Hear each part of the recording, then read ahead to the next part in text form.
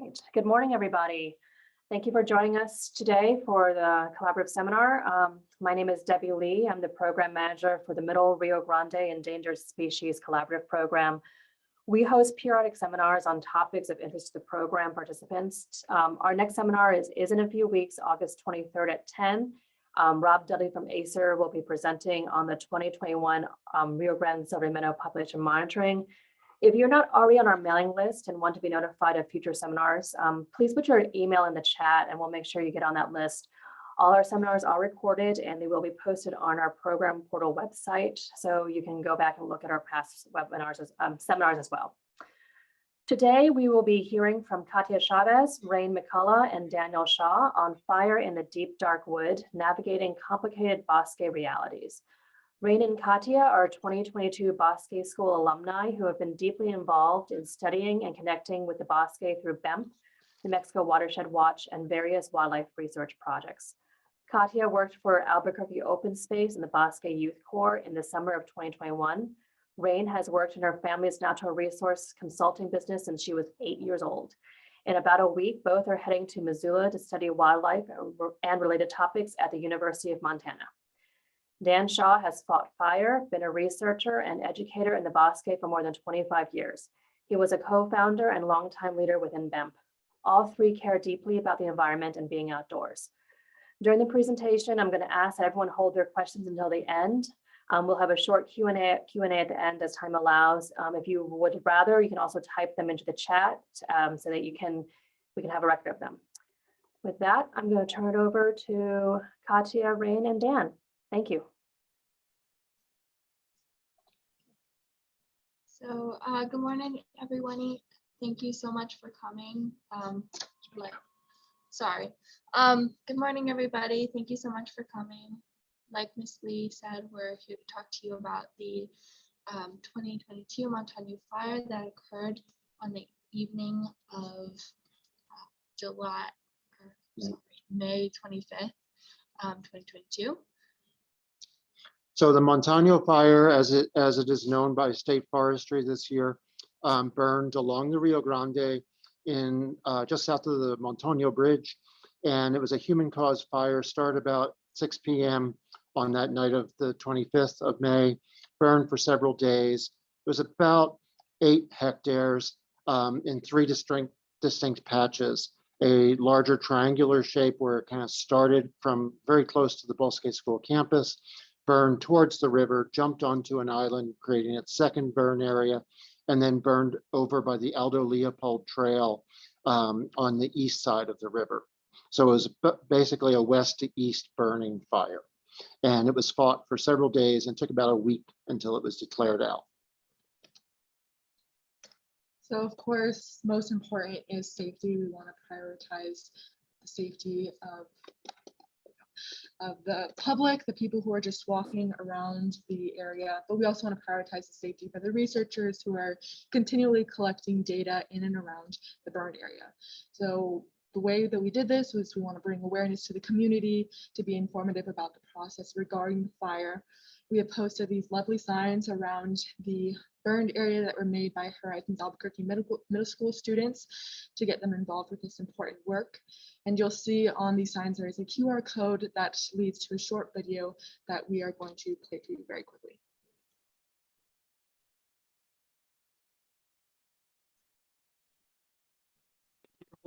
A cute dog, so you pay attention to this video. Here in the Rio Grande Bosque, we've recently had a tragic fire which killed off many of our trees, and you may look around you and see a bunch of signs telling you to keep out of the burned area. And I'm here to tell you the exact same thing. Stay out of the burned area. Now I know it's really tempting to go in there. After all, there's so many fascinating items you can find, like burnt sticks, charcoal, and maybe even a dead leaf. But you're gonna have to resist your primitive mammalian urges to go and get a closer look, because you can die. You see, when trees are heavily burned like they were here, often their root systems can completely turn to ash, meaning the tree has no support system to keep itself up. Which means at any moment, these trees can topple over and crush anything underneath them, including you. Now I know in middle school your classmates may have thought you were pretty cool when you broke the rules, but this is the real world, and if you're asking me to choose if I want to hang out between someone who follows the rules of these signs or a flattened pancake, I'm gonna go with the three-dimensional person every time. Now continue on with your peaceful walk through the forest, and remember to keep out of the off-limits areas, because you're not only risking serious injury and even death, but you disappoint Fluffy here, and you don't want to make her sad. The forest is starting to make a recovery, and the city open space is helping to facilitate that. But they need us to keep our distance so they can work to make this forest a healthier and safer place. Thank you.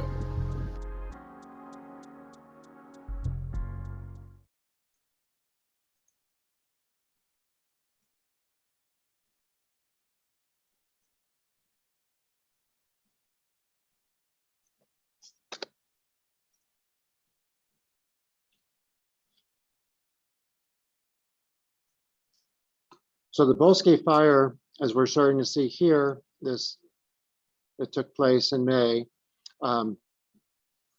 was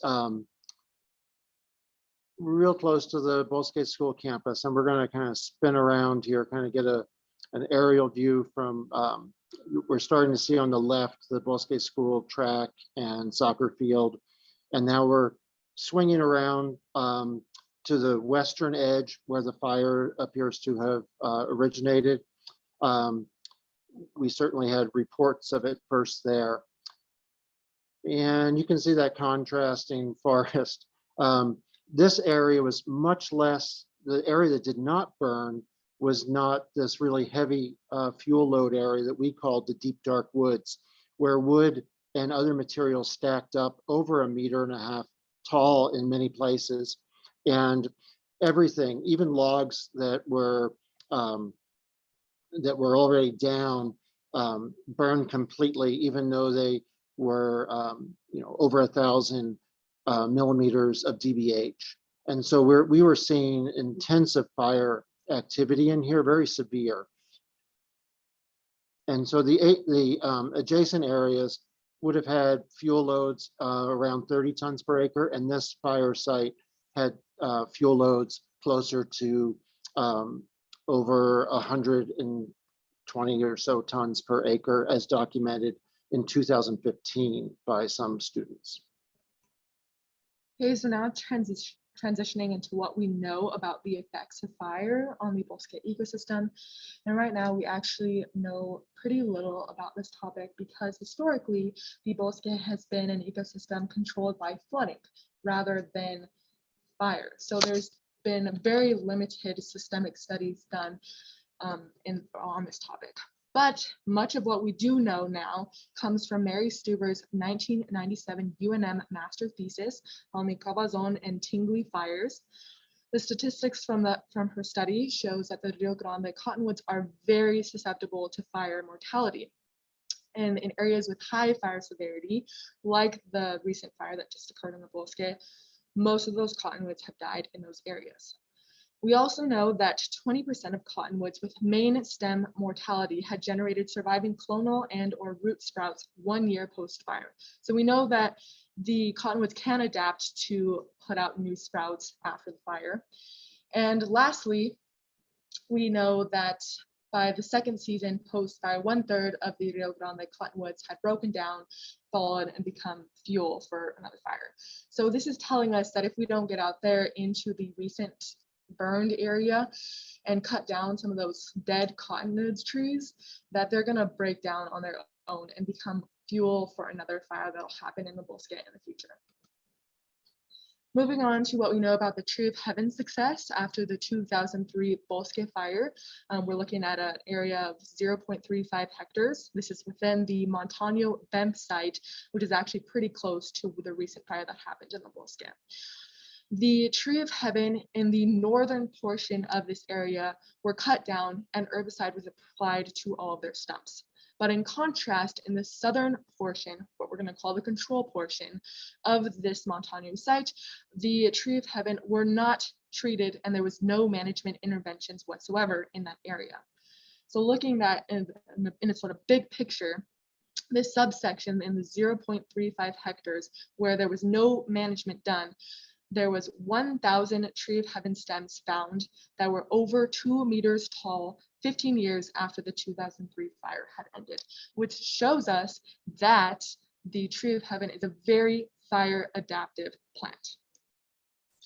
Okay, so now looking at a different fire that occurred in July of 1995 called the Zoo Fire.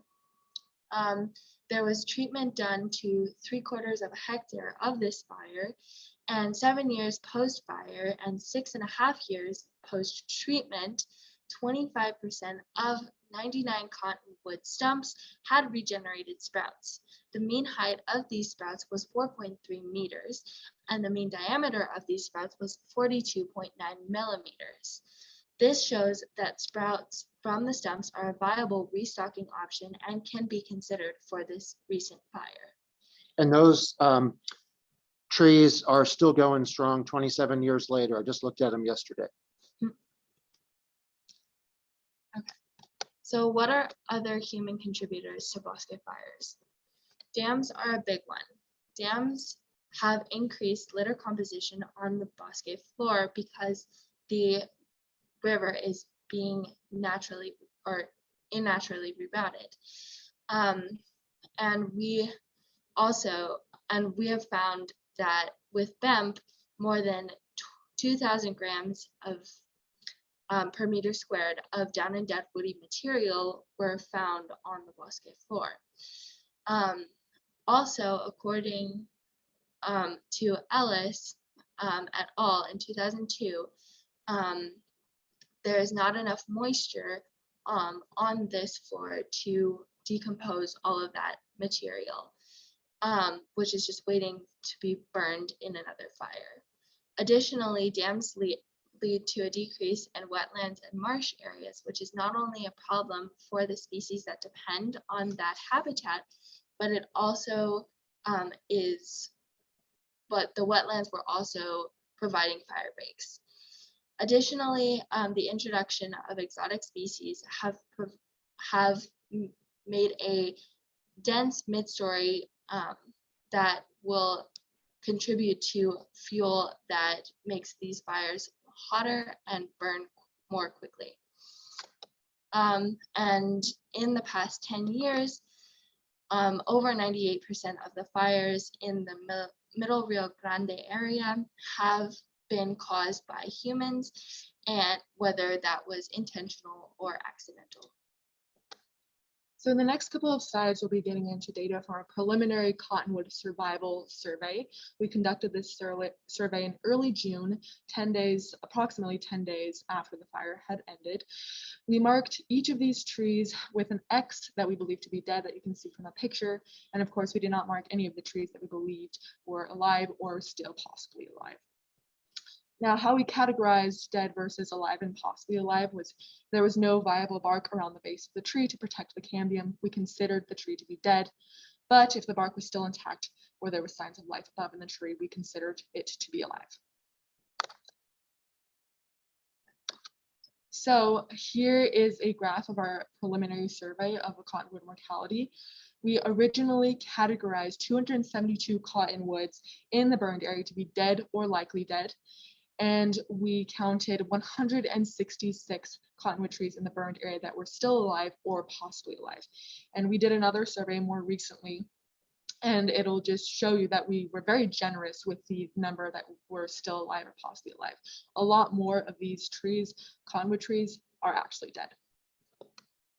Okay, so now moving on to the methods we used for the survey that was conducted approximately 2 months post-fire, or July of this year.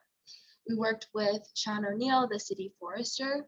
We took DBH of each cottonwood tree within the burnt area and marked each tree with spray paint in person to get as accurate of a count as possible, while also cataloging each tree in an online database called Tree Plotter, which we will show you pictures from later in the presentation. How we categorized cottonwood survival was if it was severely burned, we counted it as dead, meaning there was no bark intact to protect the cambium. If it was near the bulldozer line or moderately burned, we considered it alive but in poor condition to account for the fact that the roots may have been damaged. If the bark was intact but had minor burns, we considered it alive and in fair condition. And finally, if the bark was intact and had no apparent burns, we considered it to be alive and in good condition. So here is the graph that we got from this past survey. As you can see, 75% or 394 of the total cottonwoods that we cataloged were completely dead. And in orange, we find that 59% or 59 trees or 11.3% were alive but in poor condition, which are probably not going to survive. We found that 12.6% or 66 trees were alive and in fair condition, and a whopping 5 trees were alive and in good condition, or 1% of the trees. So like Rayne was mentioning, we entered all the cottonwoods into the database tree plotter inventory.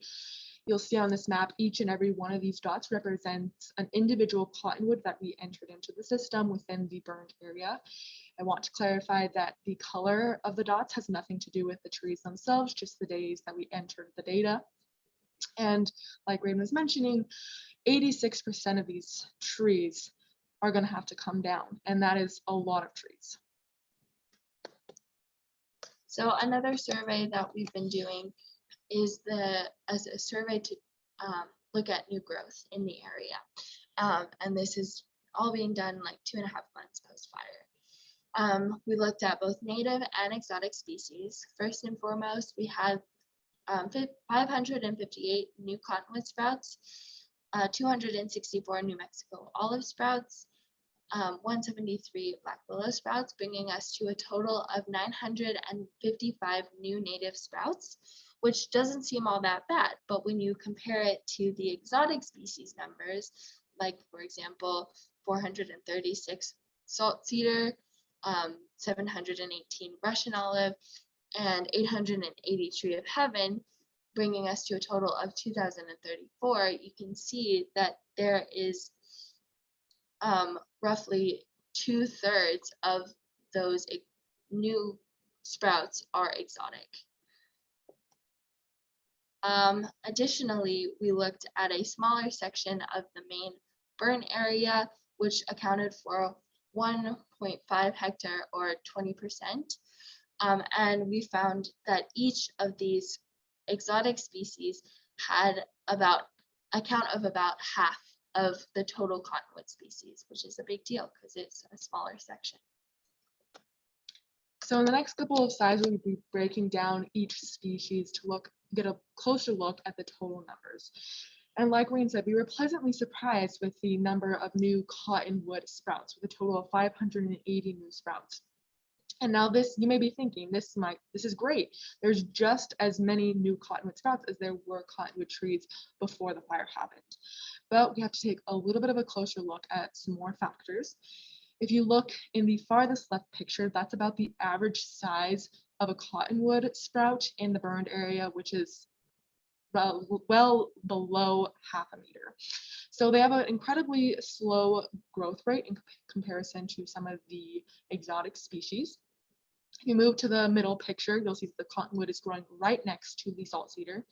Since we know already that the salt cedars have a faster growth rate than the cottonwood, we know that the salt cedar will grow over the cottonwood, prevent the cottonwood from getting any sunlight, and the cottonwood will die.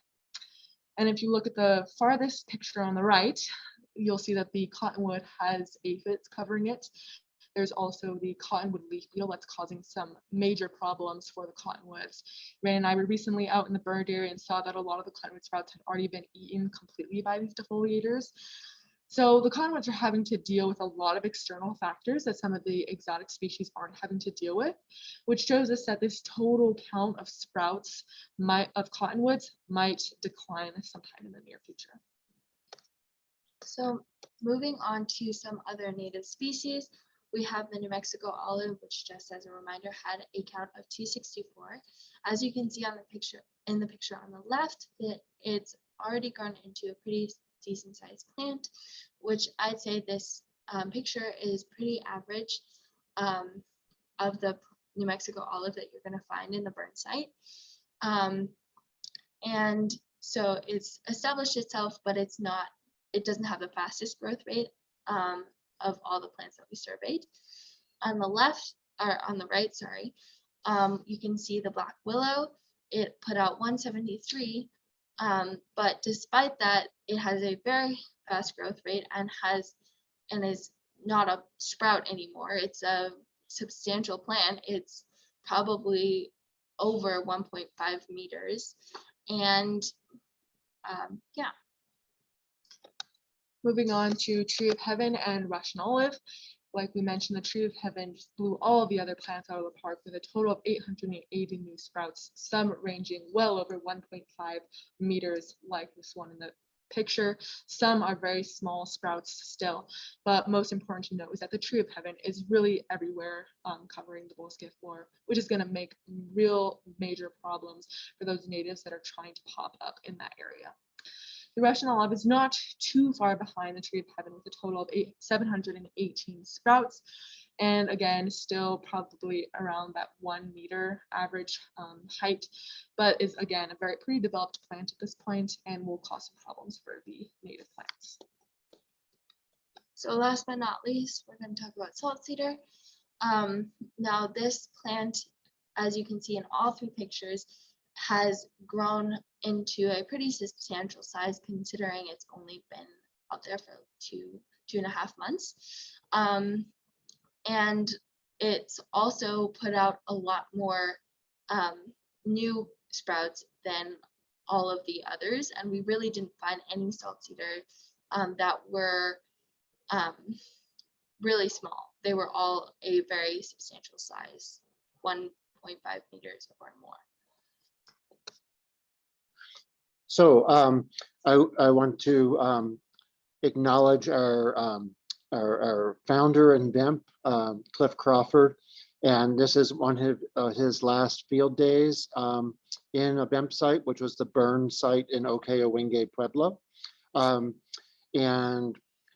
the legacy that Dr. Crawford and the 100,000 VEMP participants have gathered to care for this forest resonates throughout this study and these suggestions. So we are building on the backs of a lot of different people who have gathered information. So the first thing, not surprisingly, we really advocate for educating the public on this fire damage and the restoration efforts that would be most helpful. Especially we want to deal with safety in this site because of the high intensity of the fire. It probably was one of the hottest fires that the Albuquerque stretch of the Bosque has seen in the last couple decades. And so we certainly have real risks to people. And that also, we want to help people to understand that fire is not a good thing in this ecosystem. And it removes a number of ecological services and some of the economic value of those trees being killed is being calculated by Sean O'Neill based on the data that were collected by Rayne, Katia, and Sean Cervantes, along with Sean O'Neill. So anyway, we recommend helping people to see what to protect and why protecting the fire or forest from fire is a key goal. And we also recommend going ahead and cutting down and removing as many of those trees as is possible. As I looked at the zoo fire 27 years later, actually, it's 28 years now, 28 years later, yesterday, where the state forestry in cooperation with open space had gone in and removed standing dead cottonwood trees and allowed the root sprouts and the clonal sprouts to grow. Those trees had survived and had continued to survive. Within 10 years, they had reached sexual maturity and were flowering both male and female plants. And so we really see that as a viable way to enhance the restoration of that site. So getting the material out of the forest is also critically important because there's not decomposition. We really want to get those new cottonwood sprouts protected, and we want to remove the fuel load that would otherwise accumulate if it was just chipped and spread out, or if it was just cut and left in place. The city open space and city parks and the forester Sean O'Neill are working on a plan. They don't have a start date yet, but they are going to be planning that to take place during the near future. So this is not a long-term, this is kind of a midterm response. And then the removal of invasive species, you pay for it now or you just kind of lose it, lose the race. The tree of heaven is so prominent in this particular area that without it being removed and treated with herbicide early on, it's likely to really dominate the recovery of this particular site. We always advocate for planting native plants, and where possible, if there's any way to lower without going into the groundwater, some of the surface area, that could be really helpful to facilitate survival rates for those cottonwoods. And there's still some down and dead woody material that's there that is left over from the firefighting operations. We'd want that out. And then, of course, we always support any kind of BEMP activity related to monitoring and being able to inform adaptive management strategies. I just want to acknowledge particularly Mary Stuver, Lisa Ellis, Manuel Moles, Cliff Crawford, Kim Eichhorst, and the rest of the BEMP team for all of their incredible work in helping us understand fire in the Bosque. And all of our many partners who really make a big difference. And just if you didn't know, hey, Smokey Bear had his 78th birthday yesterday. So happy birthday, Smokey Bear, special shout out. And we're open for questions. All right, thanks.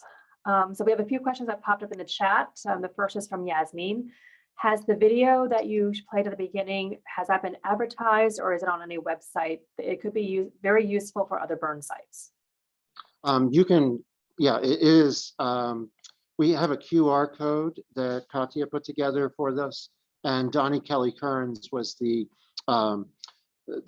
maker of that video, and so you could use it anywhere you want, and we welcome that. So I'm not sure if that really answered your question. What you wanted to know where to find it? I can get that to you. Okay. Thanks, Dan. Appreciate it. Yeah, and Dan and Katia and Rayne, can you also send us your slides afterwards so that way we can share that as well? I already have sent those to you promptly at 1 minute before 10 o'clock. Thank you. It was before we started talking, give me some credit. Jared Watson asked, does the cost of removing the nutrients, parentheses, trees, outweigh the potential for adding a potential fuel source? So I'm sorry, I was too busy giggling at my own joke. Does the cost of removing the nutrients, in parentheses, trees, outweigh the potential for adding a potential fuel source? What do you think? I don't know. I don't know about that. My initial thought would be fire is not a healthy experience in the Albuquerque stretch of the Rio Grande. It is first and foremost a life hazard. It is a air quality hazard, and it is just really the safety issue. So minimizing fire in this landscape as much as possible should be one of the top priorities. The ecological integrity of the site, what's going to make the difference for what comes back and what's native is really water. And so we know this from a lot of the BEMP work that Dr. Eichhorst and and others in her team have identified. So, water, there's a lot of, there's not going to be a shortage of nutrients available. I don't think that will be a limiting factor for those plants. That's my initial take. Jared, did that answer your question?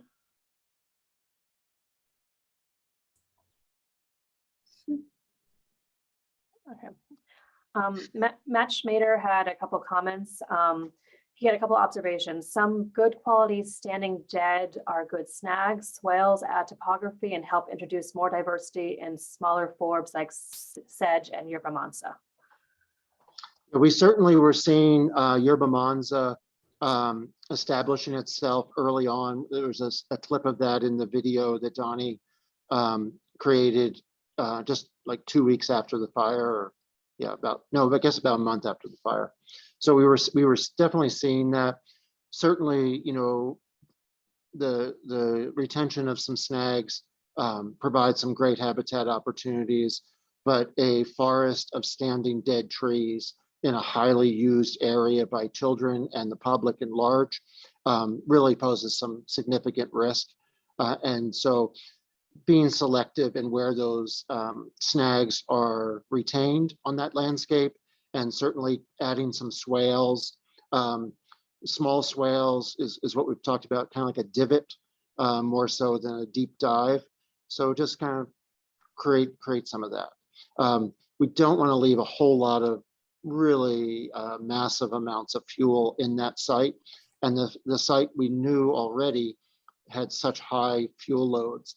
So not every tree is going to be removed from that site. There'll still be something there for the woodpeckers and other creatures. And that particular part of the Bosque was really a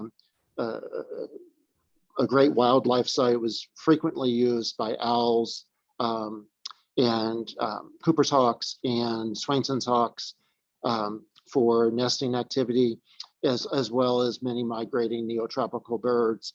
And we even saw javelina in there a few weeks before the fire. Lots of porcupines.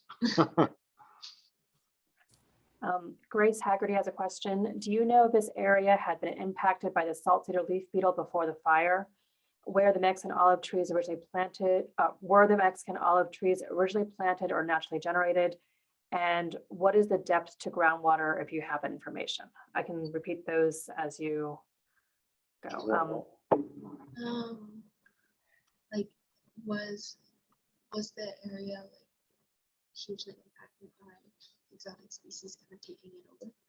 Yeah, the understory in there was it was a mixed understory. There still had a pre-fire, so we did some work in that space. We did a lot of work in that space, and we saw a lot of New Mexico olives. The privet was in abundance, but it also had a great accumulation of Russian olive and other exotic species in there prior to the fire. And what was the part two of that question? The salt cedar leaf beetle. Oh, groundwater. We have not, but BIMP, because they're on top of everything, got out there with Matt Leister and some of his graduate student associates, and they were looking at groundwater depths of a little over a meter. I think it was about somewhere between a meter and a half. Mm-hmm. Yeah. And that was probably mid-July. And what were you getting for the Savannah site? Do you remember? Yeah, so the BEMP Savannah site sits just immediately to the north of the area that burned. And in fact, part of the BEMP Savannah site's southern boundary actually burned. And so we know in that area, the water table hovers around a meter, a little bit above. And like everywhere, it's dropping across the middle Rio Grande, across, the last several decades. But we do see probably about a meter. So if there's some heavy equipment in there removing trees, that might be a good time to, drop the floor level where possible, 30, 40 centimeters, just to kind of give some swale and ability for some percolation and of surface water, but also access for those roots of those cottonwoods and their root race, as we learn in the Bosque education guide. Yasmin, you have a question you wanted to ask? Yeah, actually, a couple. Hi, Dan, and hi, Katia and Rayne. Hi. Good presentation. Yes, thank you. I think some of the data that you presented, which might have been from Mary's thesis on the resprouting of cottonwoods, was from quite a while ago.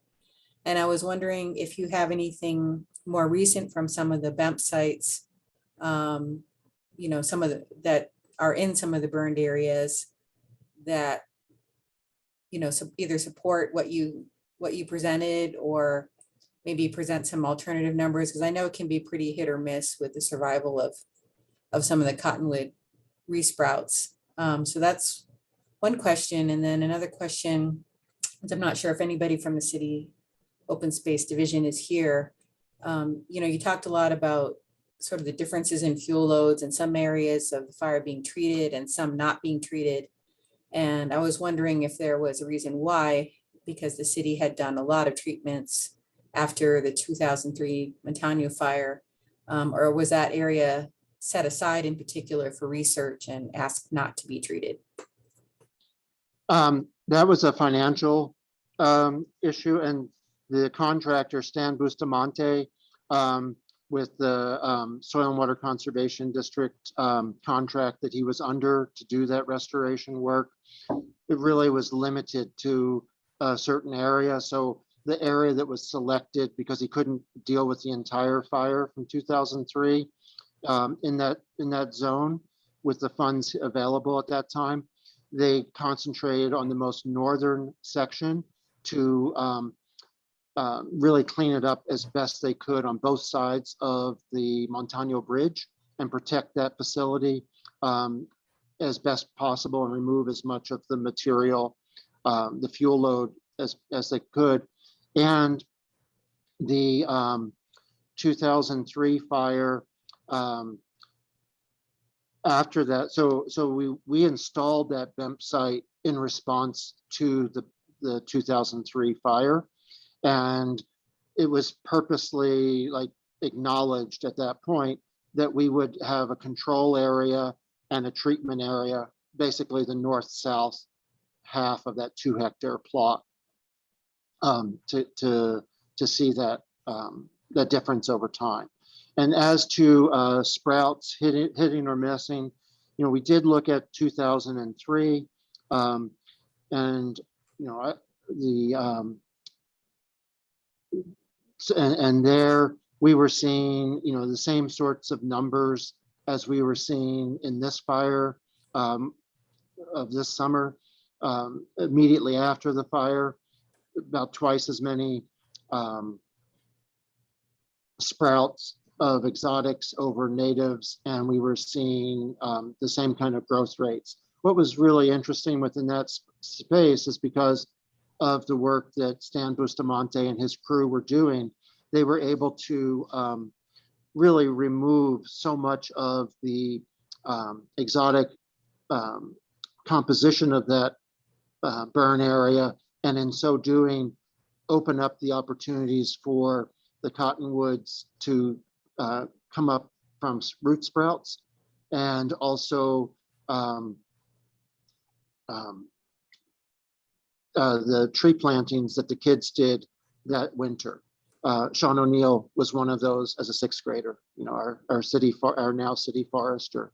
But going back, Yasmin, you said, it's hit or miss. I think one of the ways that it hits to have the root sprouts survive is to actually actively work in those areas to remove competing exotics until the cottonwoods can get a couple meters of growth. And then that really seems to allow for that continued native composition. And that's really what we see in the zoo fire from 28 years ago. State forestry, open space, they cleared out those exotics and they removed the dead trees, and then they actually were able to allow for those cottonwoods to regenerate and to achieve sexual maturity and start to reproduce. And it looks great in there right now. So way to go, Matt Schmader and Andrea Hummel from back when you were a lot younger. Yeah, no, thanks, Dan. I appreciate it. And Louis Casals with State Forestry was also instrumental in making sure that all happened. Of course, Mary Stuber was front and center and all of that. right. I'll just make a quick comment because I know Matt had responded to, but it would be good, and it's possible. I think you and Kim and BEMP program have already done this. Is to look at sort of some of the cottonwood resprouting in some of these sites across the Middle Rio Grande, like at the Crawford site and Valencia site, and look at the differences in groundwater availability and things like that, and see if that's made a difference in terms of the mortality or survival of the sprouts. Sounds great. All right, Matt Schmader. Thanks, and thanks, Dan, for some of that history. The post-fire treatments near Montaño that happened in 2002, 2003 that Stan Bilsterbaum oversaw. That was kind of far to the north, and some of the area that was purposely left with the heavy fuel loading in the deep dark woods, I think was more of a conscious management decision than it was an economic one. I think you remember that you and I spent a lot of time in the woods trying to agonize over how much to do or not do when the Army Corps was in the vicinity doing work, and then Open Space was trying to do some fuel reduction in the Bosque school area. And we looked at even individual brush piles and things like that. And I think we finally decided that the trade-off was the impact of some fuel reduction was so hard on the existing ecological values that were near the Bosque school, and the importance of having an untreated site seemed appealing enough that we made a conscious decision to leave that. Maybe in retrospect, we might have rethought it and did a little bit lighter fuel reduction, but I was surprised to hear the fuel loads were as much as 4 times higher. Yes. So I think in the end, and Matt, everything you said is correct, particularly however you pronounce Stan's name. I'm just remembering, 25 years ago. Anyway, what I was referring to was really the areas that had burned, not other areas that, and we had worked with State Forestry and Open Space in the last 5 to 8 years on plans to start to remove a lot of the down and dead material. And of course, COVID got in the way, and the inmate work crews from State Forestry became unavailable during the pandemic. And so a lot of that work stalled.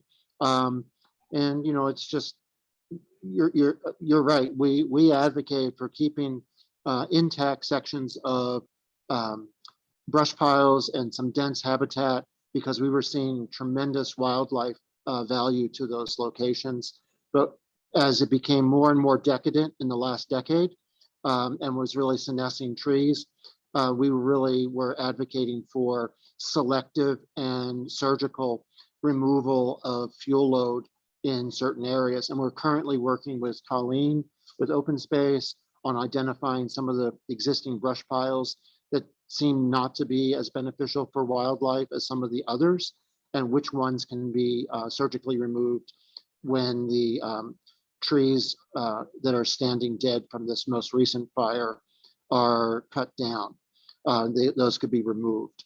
So everything you're saying, Matt, is totally right. And you also added that swale up to the western part of the Montaño fire burn site, up near the Bayes Memorial Grove that y'all planted. And that still is really active, good habitat. So that was another good, like just dig down a little bit and allow for some of that capillary action as you talked about 23 years ago. Any other questions or comments? All right, thank you to our presenters. As a reminder, we will be sending out the slides afterward, and this recording will be posted to the website. Our next seminar is August 23rd at 10 a.m. Rob Dudley from ASIL will be presenting. We hope to see you all there. Thank you. Thank you, everybody. Thank you. Thank you.